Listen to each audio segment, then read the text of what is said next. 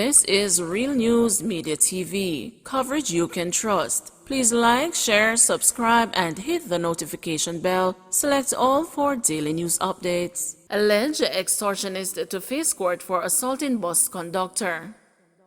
A St. Catherine man who allegedly assaulted a bus conductor for resisting extortion demands has been arrested and charged by the Spanish Town Police. Charged with extortion and unlawful wounding is Davian Edwards, otherwise called Geeko Lizard. The 28-year-old, who is unemployed, lives in New Gent Crescent in Spanish Town, St. Catherine. Edwards, who was arrested and charged on Monday, November 8, is booked to appear in the St. Catherine Parish Court on Tuesday, November 16.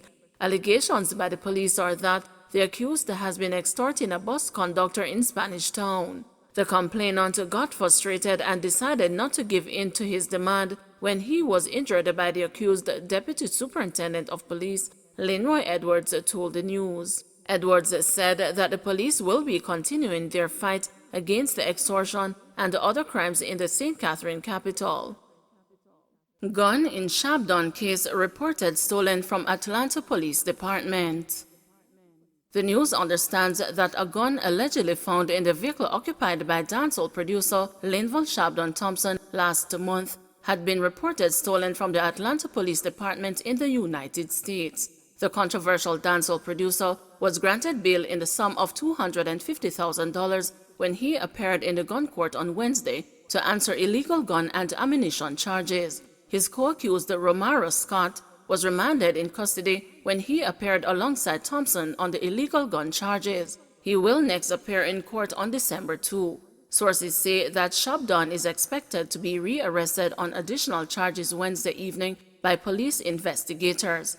According to the sources, the Jamaica Constabulary Force, working in conjunction with its international law enforcement partners, have established that the gun had been identified as being the property of the Atlanta Police Department and had been reported stolen in 2018. The JCF has also conducted ballistics and forensic tests which are pending to establish whether the firearm had been used in the commission of crimes on local soil. Attorney-at-law Tom Tavares Finson is representing Scott, while prominent attorney-at-law Donahue Martin is representing Thompson. The defendants were arrested and charged after an illegal gun was reportedly found in their possession in Old Harbor, St. Catherine in October. The gun was reportedly found in a car both were traveling in at the time of their arrest.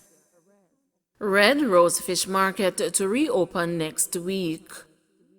The Red Rose Fish Market in downtown Kingston is scheduled to be reopened before the beginning of the festive season. Kingston Mayor Delroy Williams made the announcement during the monthly meeting of the Kingston and the St. Andrew Municipal Corporation at the Jamaica Conference Center on Tuesday. We are doing our final touches on the Red Rose Fish Market, and I personally went and met with the fish vendors last week and expressed my expectations in terms of the use of the facility, a very lovely facility, and so sometime between this week, more than likely next week, we will open the Red Rose Fish Market for our fish vendors who have been very cooperative and I would say very orderly in spite of the fact that they have been dislocated from the market for some time, Williams said. They have been quite orderly and very reasonable vendors, and it's our joy and a pleasure to look forward to the opening of a very lovely facility for them to use. We hope that it will be the start of a very prosperous period for our fish vendors, he added. The project was undertaken by the Urban Development Corporation through the Petro-Caribe Fund at a cost of $43 million.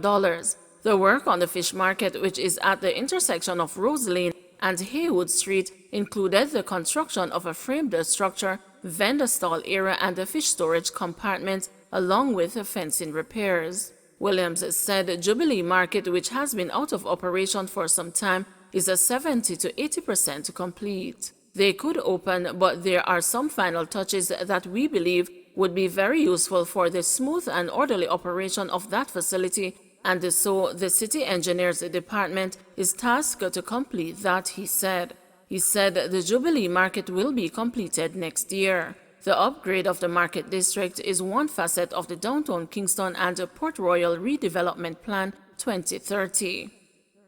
Westmoreland man charged with murder following attack at a cemetery.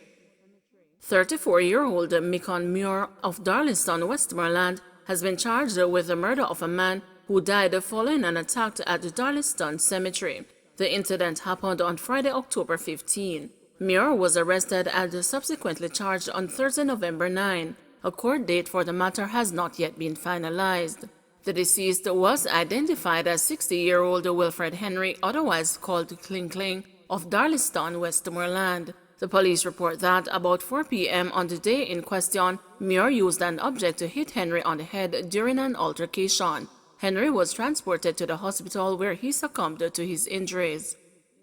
Brown-Burke bashes the new sixth form mandate.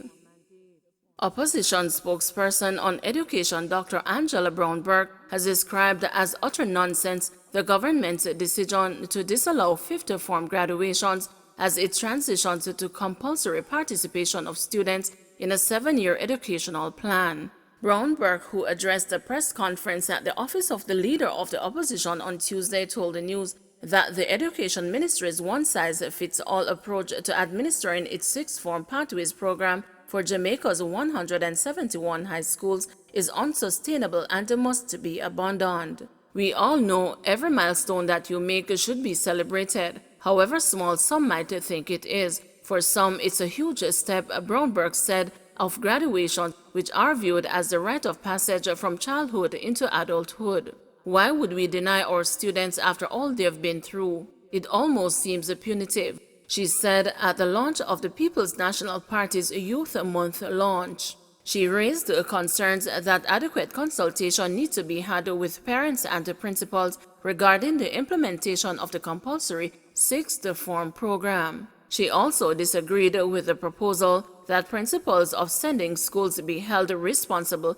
for students who must be transferred to other institutions in order to complete their sixth form studies. It should no longer be the responsibility of that high school, said Brown-Burke. She called for the ministry to offer greater clarity on the targets and goals of the Pathways program, adding that the crisis of subpar performance of 2/3 of secondary students should be addressed first. Work needs to be done there before we talk about an additional 2 years, Brown-Burke said. National Parent-Teacher Association President Mitzi Harris Dillon said that parents have not received updates on the Pathways program since August 2020, when a bulletin was issued notifying them that the new model was under consideration. Harris Dillon told the news on Tuesday that of 40,000 parents who favored the proposal last year, 35% remained worried about whether the education system could accommodate the volume of students expected to stay in high school for 2 additional years.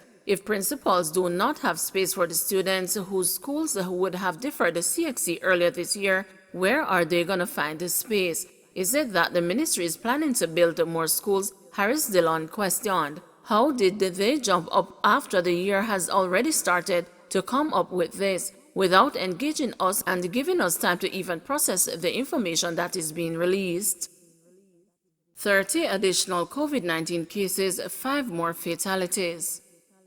5 more COVID-19 fatalities have been recorded in Jamaica, increasing the tally to 2,298. Those who have died are a 59-year-old woman from St. Mary, a 59-year-old woman from Portland, a 79-year-old woman from Manchester, an 89-year-old woman from St. James, and a 71-year-old man from Hanover.